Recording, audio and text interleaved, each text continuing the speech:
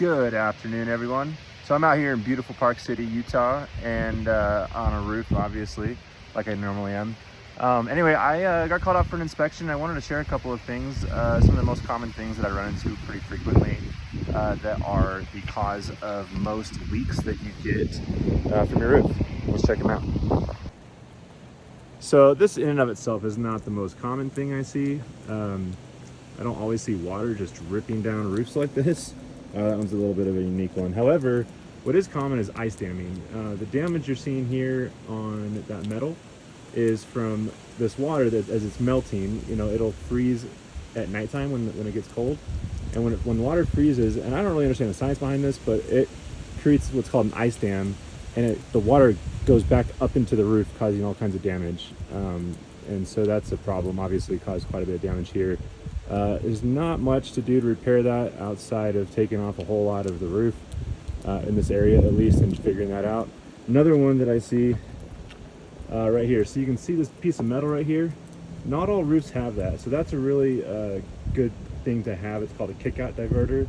What happens is when water is coming down from this area, it'll come over here, hit the flashing there underneath the stucco, come down, hit that kick-out diverter and shoot the water over it. Well, there's something going on with this roof where it's not working, and I'm not sure what the problem is yet, but you can see here where water has gotten into the stucco somehow behind the flashing, and that's what I'm here to figure out. Another thing I see are exposed nails. Right here, this is a required thing to do. We have to put this L flashing in behind the stucco. Again, when water comes down and hits that, you want to divert the water away from the house, right? Well, the problem with this and the way it's set up is you have exposed nails on this flashing here. Oftentimes what people do, there's one of two ways to handle this. One, you can put silicone on top of those nails.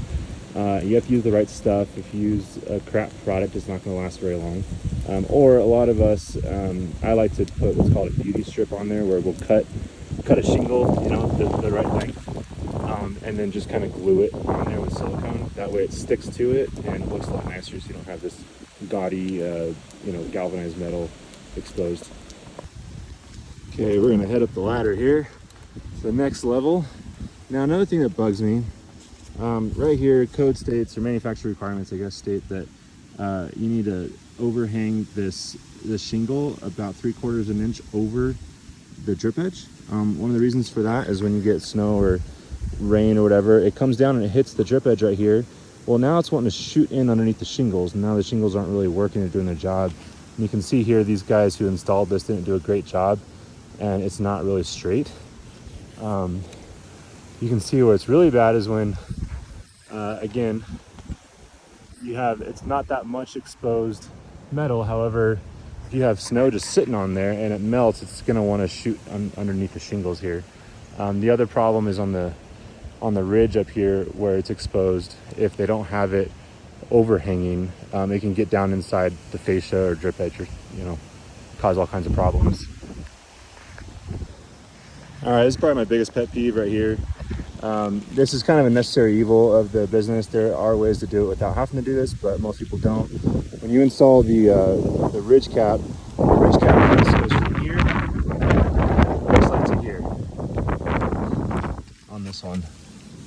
So what happens is you put this ridge cap on, you're able to nail it back here. You can put 4 nails back here, which hold it in.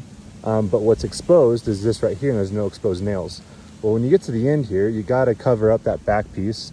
And so what most of us do is put 4 nails in here. However, you need to cover them with silicone. If you don't cover with silicone, they get water. You can see they rust, which means the water is sitting there. It's getting inside. It's going down the nail into the decking. It's very, very, very slow, gradual damage, but it does cause damage. The other thing that I like to do is, instead of putting nails in, you put a bunch of silicone underneath the bottom of this and just stick it on there. That way there's no exposed nails. Now, the other one is ventilation. So you're required, if you're gonna use turtle vents, you're required to have 1 vent per 300 square feet of attic space. There's a lot of science behind it, and I'll be honest, I don't fully understand it. However, this right here, I can tell you right now, is not enough ventilation just by glancing at it. They have some more over there, which is great. There's just not enough for the amount of attic space that they have here. And over the garage here, they have absolutely no ventilation whatsoever. Another problem, this is kind of similar to the exposed nail issue, but these nails are exposed not because of a lack of workmanship necessarily, but what happened is you have bad decking underneath, and these nails didn't stay in. They eventually, with the heat and the cold, and expansion contraction of the wood underneath, these nails didn't adhere, or weren't able to really stick into the nail, the wood that great, because it wasn't in the best shape probably, and so they kind of worked themselves up over time, and now they pop through the shingles, causing a break. And now again, you have access for water to get in those areas. Again, not that much, but enough to cause problems. So this here is just annoying to me. Is workmanship. You know, you got up here these shingles going all the way up against the flashing, which you really shouldn't have it all the way up against. But then you come down here and you got this big old, you know, inch gap, all the way up against, a 1/4 inch gap. You know, gap, no gap, no gap, gap. And you can just see it, in my opinion, is just laziness. I don't like it. And you get up here and you can see it's really obvious the lack of care that people take sometimes with the little details. I always come down on my crews and they pull this kind of stuff and make them redo it. Oh, biggest pet peeve. Guys, stop letting people put holes in your roof. Okay? You get the satellite company out, which is great, but they put screws literally right into the roof. Look at this. They're just putting them right in there. And these ones at least have some silicone around them, so they shouldn't leak. But this right here, again, it's small, and this little rubber grommet might keep most of the water out, but water likes to sneak into places you wouldn't really expect it to sneak into. And so now you got all these leak points all throughout the roof in this section. I got a whole nother section too. I'm a big fan of de-icing cable, or heat cable, if you will. It really helps out a lot. As you can see here, you got this big patch of snow right here, but around on the sidewall right here, and then in the valleys, they have this heat cable which keeps the snow out of areas that are going to be susceptible to ice damming, like we looked at over on that corner earlier. And you can see it melts all the snow away, which is great. However, a lot of companies that put these up will screw right into the roof, and it drives me nuts. Again, I know that there's silicone here, but I can't tell you how many times I've been on a roof and it's damaged because of that, and it just drives me nuts. Again, back to using the right products. You can see here they put silicone around this flashing to seal it. Well, over time it just goes away, and so to be honest, I wish there was a better product to do this with, but this is just part of home maintenance, you know, needing to come up and reseal flashings and whatnot. Here's something that I don't always think about, but did think about on this house. Obviously they get a lot of snow back here. This is Park City. They get a ton of snow, and it's just covered in snow all winter pretty much. Now they have this heat cable here, which is awesome. However, it doesn't necessarily heat up the shingles and heat up that whole section. It just works where it's at. As you can kind of see over here in this valley, I mean, it heats up a little bit more of the area, but anyway. Over here you can see how snow has built up and just sat, and you can see the damage on the stucco over here. And so a really good solution for that is cutting the stucco out and putting a piece of flashing. It's a 5-inch, it's called counter flashing, and you can put this flashing along the bottom there, along the bottom of the stucco, and it looks really nice. It adds a nice bold look to your roof, and it prevents stuff like this from happening. Not everyone knows how to do it, and I would recommend making sure whatever. Here's another thing I see from time to time. This is called a dead valley, where you have two slopes meet in the middle, and there's not really a good sloped way to get the water to go away. And so oftentimes what we do is we'll put this piece of metal right here. However, you really got to be careful about what you put underneath it. You don't know what's under here. I don't want to damage this really, but it looks like there is a little bit of more metal down there, which is actually really good. It makes me happy. When I first looked at this earlier, it didn't look like it. So, but you have to put a few different layers of metal throughout here. And imagine, whenever I'm working on roofs or trying to problem solve, where a leak's coming from or what's going on, how to fix it. I look at where could water potentially go. Now, this is super tiny, but you can see here, right there, where this metal doesn't come over quite far enough to push all the water out. It wants to go sneak back into there, right? And even though it's small, that can cause a lot of problems over time. Same with this side over here. This one actually looks like it did a lot better. However, this one's a lot better. However, this is a problem, right? They just tacked a roofing nail into the siding here. It looks like crap. Water's gonna get into here when it rains. They should not have put a nail here. They should put a bunch of silicone underneath here and just kind of tack that up. Again, right on top of here, water can get inside of there and go underneath the metal. Looks like there's metal underneath here too, which is good. Again, multiple layers of metal to push water away from the house is what is necessary. Okay, last one. So over here on the chimney, I don't deal a whole lot with chimney caps. I'm not going to talk about that, even though I do have an opinion. Right here, there needs to be some better water diversion attempt. You can see here where I don't know really what's going on and why it looks like that. It looks like maybe nails coming up from underneath, or the flashing kind of popping up. But first of all, whoever did this stucco did a horrible job. And again, I would recommend that flashing, along the outside of this. Now here, what I've done in the past is I would take a piece of L flashing or something like we saw down below and put it up here underneath this shingle and then angle it, from this corner up to here as best as possible. And then you got to make sure you got flashing underneath here and seal it. Obviously it doesn't stop all the water, but it does push most of the water out. Now when you have water from that much roof coming down and just splashing into this and hitting this, you're gonna get some damage.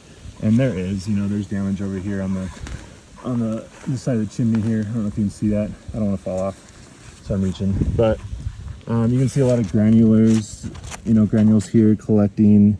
There's just, a lot of problems right here. It could have been avoided had this been done the right way.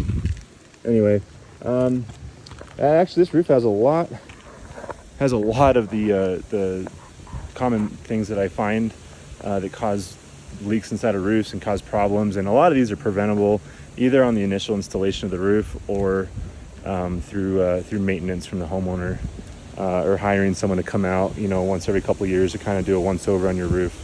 So anyway, I'm going to focus on walking on roofs, not on my phone. All right, so I made it back over to the top here where this waterfall is coming down. Now, this is a frustrating situation because the way the roof was designed, you're going to have this issue, right? And really, one of the main issues, or one of the reasons that this has become an issue, it comes back to the workmanship. You can see here that they did not overhang the shingles over the edge. Now, this is a tough area because these guys were probably working, hanging off of a rope, trying not to fall off the roof. I get it, but it's so important to do this the right way, because I could be wrong, but my opinion is I believe that if had this been done correctly and had that overhang of 3/4 of an inch all the way around the drip edge, when you had the ice damming, now you also should have put some, they should have put some heat cable right here, but when they had the ice damming happen, I don't think it would have caused as much damage. It could be wrong. That's just what I'm seeing. But this is just a kind of an interesting one. I haven't seen this before, to be honest.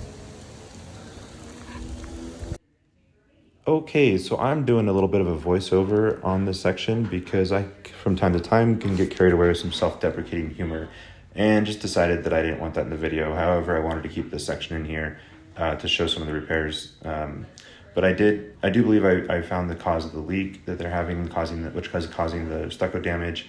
And really what it comes down to, I believe, is just the workmanship that we already discussed around cutting the shingles too far in, and the water's hitting the drip edge and shooting in underneath the shingles and getting underneath all the flashing.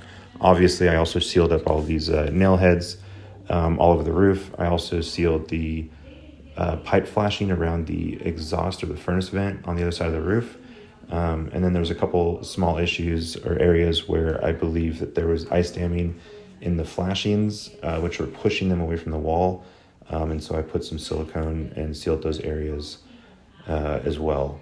And so anyway, wanted to get on here and do that, and we're there. So I hope the series wasn't about, I mean, really for me, it wasn't about bashing other roofing contractors, just kind of pointing out some things that I see that I run into quite often. And when we don't do things the right way and we don't take the time to do what's required and what's right, that it causes problems down the road. Just do it right the first time, take a little longer, spend a little extra money, saves you time and money down the road.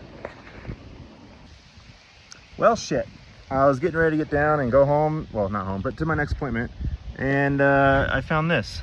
I don't know how I hadn't noticed this till just now. But a piece of drip edge either never got installed or blew off. But to me, it looks like it was never there. You know, normally we would see some discoloration right here. I'd see some damage, like some holes, maybe. Oh, there's a, I don't know. I can't tell. But I mean, here's another issue. I mean, obviously you got water coming down here. You can see the damage to the fascia wood right here. It's just old, and I wouldn't say it's rotted, but it's definitely kind of looks like what I would call dry rot. And you can see the damage to the OSB right here as well. It's swollen and gray, you know, from that rot going on, because whoever did this roof didn't do the job all the way. Stuff drives me nuts, man. Anyway, thought I'd share that too.